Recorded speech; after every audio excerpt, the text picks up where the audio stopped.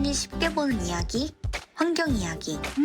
범 내려온다, 범이 내려온다. 갑자기 왜 이 노래를 부르냐고요? 내년에는 정말로 호랑이가 내려와서 그렇습니다. 22년은 이민년 흑호랑이의 해이기 때문인데요. 동시에 아주 중요한 대통령 선거도 있는 해이기도 합니다. 내년에는 큰 변화가 다가올 만큼 청년층의 시선으로 바라봤습니다.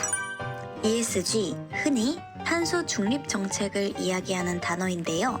현재 기후 문제는 더 이상 좌시할 수 없는 화제의 안건이 되어 있습니다. 여러분들이 잘 알고 있는 기후 문제와 연결된다 하면 이산화탄소를 가장 먼저 떠올릴 것입니다. 인류 문명이 발달함에 따라 석유 사용을 비롯한 여러 가지 인간에게 이로운 활동을 해왔지만 그로 인해서 발생한 환경오염은 날이 갈수록 심각해지고 있습니다. 어떤 곳에서는 폭우가 내리며 또 어떤 곳에서는 가뭄이 일어나고 내리지 않던 눈이 내리기도 합니다. 우리나라의 경우에는 점차 태풍이 강력해지고 있으며 여름과 겨울이 더 뚜렷해지고 있습니다. 하지만 이러한 문제들은 다행히도 현재 우리들의 인식에 잘 자리 잡혀가고 있는 중입니다. 그 대표적인 예시가 탄소 중립 정책을 꼽을 수 있고요. 다만 여러분들은 우리가 먹는 이 소고기가 만들어지는 과정에서 기후 문제가 발생한다는 것을 알고 계신가요? 바로 공장식 축산업 문제입니다. 갑자기 우리가 먹는 고기와 축산업이 문제라니 이게 무슨 말일까요? 바로 이산화탄소가 아닌 메탄가스와 이산화질소 때문인데요. 이 중 메탄은 이산화탄소보다 약 84배나 강한 온실 효과를 일으키는 주요 원인 중 하나입니다. 이들의 주요 배출원은 살아있는 소들의 트림, 분뇨, 방귀 등에서 나오는 것이죠. 거기에 UN 식량농업기구에서는 축산업이 지구에 배출되고 있는 온실가스의 약 17%나 담당하고 있다고 합니다. 이에 따라 대규모 축산을 진행하는 공장식 축산업이 문제가 되고 있는 것입니다. 현재 대부분의 축산업은 소수의 거대 농축산 기업이 지배를 하고 있는데 이러한 공장식 축산업이 심각한 문제를 일으키고 있습니다. 또한 다른 기후협약에 비해서 공장식 축산업은 별다른 큰 규제도 없는 상황입니다. 그나마 진행된 축산업 사례로 해외에는 에스토니아에서 2009년부터 메탄가스에 세금을 물리기 시작했으며 덴마크에서는 소로 인한 온실가스 배출에 세금의 형태로 제재를 가하고 있습니다. 그리고 시도에 그쳤지만 뉴질랜드 정부는 소가 배출하는 메탄가스에 세금을 매기려고 했었습니다.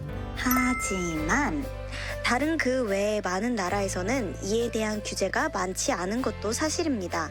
또한 고기를 만들기 위해서 너무 많은 양의 자원이 쓰이는 것도 큰 문제로 꼽히고 있는데요. 소고기 1kg 생산에 필요한 담수는 약 15,500리터나 사용되게 됩니다. 반면에 토마토는 1kg 생산하는데 담수 단 180리터밖에 사용되지 않죠. 우리나라에서도 쌀을 제외한 옥수수나 밀은 전량을 국제적 대기업에서 수입을 하고 있는데 그중 70%가 가축사료로 사용된다는 것입니다. 그리고 아이러니하게도 물 부족으로 사람에게 담수 사용을 규제하는 호주의 경우 축산업에 사용하는 어마어마한 담수 사용은 규제되지 않는다는 점 등이 있습니다. 이를 통해서 사람에게 생활에 꼭 필요한 기본적인 것들이 축산을 위해서 먼저 사용되는 문제가 있습니다. 우리가 소비하는 육류 소비량도 지속적으로 증가하고 있는데요. 과거와 달리 국민 소득이 증가하고 있다는 점도 한몫하고 있지만 그 소비량이 지속해서 상승한다는 것도 문제이기도 합니다. 이와 반대로 세계적으로는 육류 소비량이 오히려 줄어들고 있는 추세이기도 합니다. 1970년대 정점을 찍고 현재는 점점 줄어들고 있지요. 그 이유는 무엇일까요?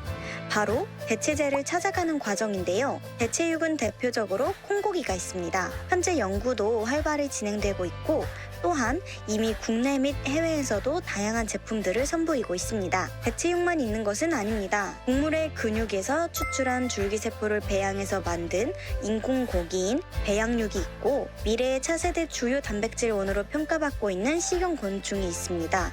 포유동물의 식물에 비해서 먹이도 적게 먹으며 단백질은 훨씬 많이 생산하고 환경 오염도 덜 일으키기 때문이죠. 겉으로는 조금 거부감이 생길 순 있지만 과거에는 훌륭한 단백질 원으로 활용되었다는 기록을 미루어 봤을 때 충분히 검토되어 볼 만한 먹거리입니다. 이 사실은 우리들에게 별로 알려져 있지 않습니다. 그 말인즉 생산에 관련된 규제들 또한 크게 갖춰져 있지 않고 오히려 육식을 소비하는 비중이 늘고 있습니다. 그 증거로는 우리와 같은 청년들에게 조사를 했을 때 상당한 비율의 청년들이 고기를 생산할 때 발생하는 환경 오염도를 인지하지 못하고 있는 것으로 조사되었습니다. 다른 여타의 나라들처럼 이러한 문제점을 인식한 뒤 방안을 검토하고 해결해 나가야 할 때가 아닐까 싶습니다. 우리는 지구에 잠시 머물다 가는 사람이기 때문입니다.